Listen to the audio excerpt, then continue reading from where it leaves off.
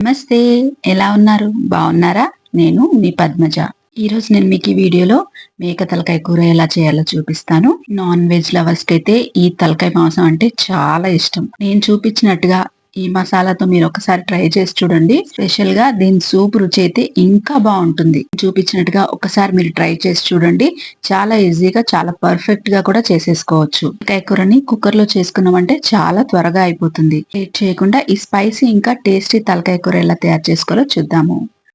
ముందుగా ఒక కేజీ తలకాయ మాంసం తీసుకొని దాన్ని 2-3 సార్లు శుభ్రంగా కడిగేసి నీళ్ళని వడపోసి పక్కనుంచాలి. ఈ కర్రీలోకి మనం ఒక మసాలాని ముందుగా ప్రిపేర్ చేసుకుందాము. దానికోసం స్టవ్ వెలిగించి ప్యాన్ పెట్టుకొని స్టవ్ ని లో ఫ్లేమ్ లో పెట్టుకొని అందులోకి 1 టేబుల్ స్పూన్ ధనియాలు, అలాగే 2 దాల్చిన చెక్క ముక్కలు, ఒక 5 లవంగాలు, 3 ఇలాచీలు, దాంతో పాటు 1 ఇంచు ఎండు కొబ్బరి ముక్కని ఇలా సన్న ముక్కలుగా కట్ చేసుకొని వేసుకోవాలి.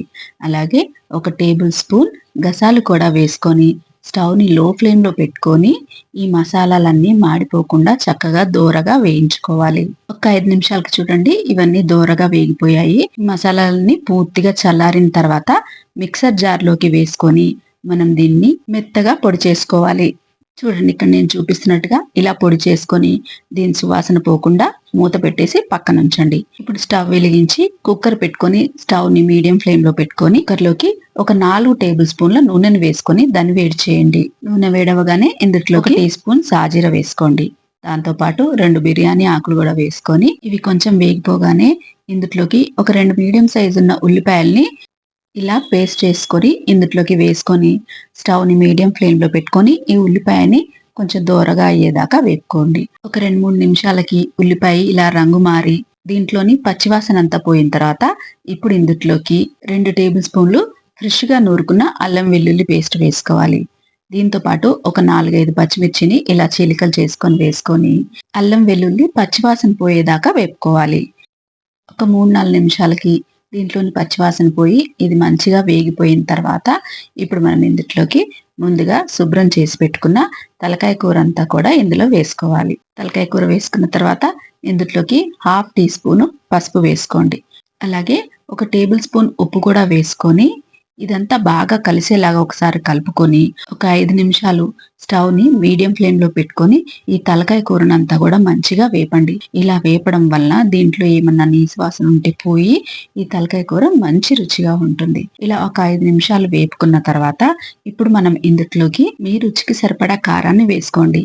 నేనైతే ఇక్కడ 2 టేబుల్ స్పూన్ల కారం వేస్తున్నాను. మళ్ళీ కావాలంటే చూసి వేసుకుంటాను. కారం వేసిన తర్వాత ఇదంతా బాగా కలిసేలాగా కలుపుకొని కారంలోని పచ్చివాసన పోయేదాకా దీన్ని వేపండి. మూత ఏం పెట్టాల్సిన అవసరం లేదండి.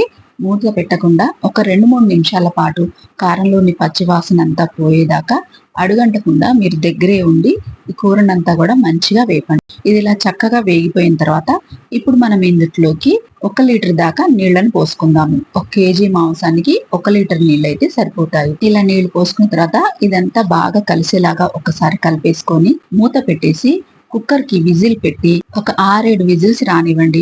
మీరు తీసుకున్న మాంసాన్ని బట్టి విజిల్స్ పెట్టుకోండి. మాంసం లేతగా ఉంటే కనుక 5 విజిల్స్ అయితే సరిపోతాయి. తలకాయ కూర కనుక కొంచెం ముదురుగా ఉంటే ఒక 6-7 విజిల్స్ పెట్టండి. మీడియం ఫ్లేమ్ మీద 6-7 విజిల్స్ వచ్చిన తర్వాత స్టవ్ ఆఫ్ చేసేసి కుక్కర్ లోని ప్రెజర్ అంతా పోయిన తర్వాత మూత తీసి చూద్దామండి. చూడండి నాకైతే మాంసం చక్కగా ఉడికిపోయింది. నేను ఒక ముక్క కూడా పట్టుకొని చూశాను. మనకి ఇప్పుడు కొంచెం సూప్ లూజ్ గా అనిపిస్తుంది కదా. ఇప్పుడు మనం ఒకసారి మళ్ళీ స్టవ్ వెలిగించి మనం ముందుగా ప్రిపేర్ చేసి పెట్టుకున్న మసాలానంతా కూడా ఇందులో వేసేసుకొని కొంచెం కొత్తిమీర వేసుకొని ఇదంతా బాగా కలిసేలాగా కలుపుకొని ఒక 5 నిమిషాలు మీడియం ఫ్లేమ్ లో పెట్టుకొని ఈ పులుసుని ఉడకనివ్వండి. మీరు ఈ టైంలో ఒకసారి ఉప్పు కారం చెక్ చేసుకోండి. మీకు ఉప్పు కారం ఏమన్నా తగ్గింది అనిపిస్తే మీ రుచికి సరిపడా ఉప్పుని కారాన్ని అడ్జస్ట్ చేసుకోండి. నాకైతే ఇక్కడ కొంచెం ఉప్పు తగ్గిందండి, అందుకే నేను ఇంకొంచెం ఉప్పు వేస్తున్నాను. అలాగే ఈ కర్రీ మంచి కలర్ గా కనిపించడం కోసం 1 table spoon Kashmiri red chilli powder వేసానండి. ఇదంతా వేసుకున్న తర్వాత ఒక 5 నిమిషాలు మీడియం ఫ్లేమ్ లో ఈ పులుసుని బాగా ఉడకనివ్వండి. ఒక 5 నిమిషాలకు చూడండి పులుసు చిక్కబడింది. మరీ పల్చగా లేదు, అలానే మరీ గట్టిగా కూడా లేదు. తలకాయ కూర చల్లారితే ఇంకా చిక్కబడుతుంది. అందుకని ఈ టైంలో మీరు స్టవ్ ఆఫ్ చేసేయండి. ఇంకా చివరిగా సన్నగా కట్ చేసుకున్న కొత్తిమీర కూడా వేసేసి మూత పెట్టేసి దీన్ని పక్కకు దించేసుకున్నామంటే ఎంతో రుచిగా ఉండే తలకాయ కూర రెడీ అయిపోయింది. ఈ తలకాయ కూర వేడి వేడి అన్నంలోకి అయితే చాలా బాగుంటుందండి.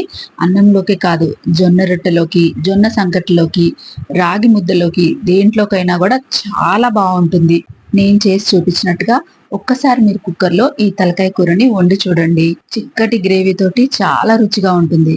ఈ ఆదివారం రోజు మీరు ఈ తలకాయ కూర రెసిపీని తప్పకుండా ట్రై చేయండి. ఇంతేనండి, ఎంతో ఈజీగా చేసుకునే ఈ తలకాయ మాంసం రెసిపీ కనుక మీకు నచ్చినట్టయితే లైక్ చేయండి, షేర్ చేయండి, కామెంట్ చేయండి. ఇలాంటి మరిన్ని మంచి రెసిపీస్ కోసం నా ఛానల్ని సబ్స్క్రైబ్ చేసుకోండి. మరో మంచి రెసిపీతో మళ్ళీ కలుసుకుందాం. అంతవరకు సెలవు. నమస్తే.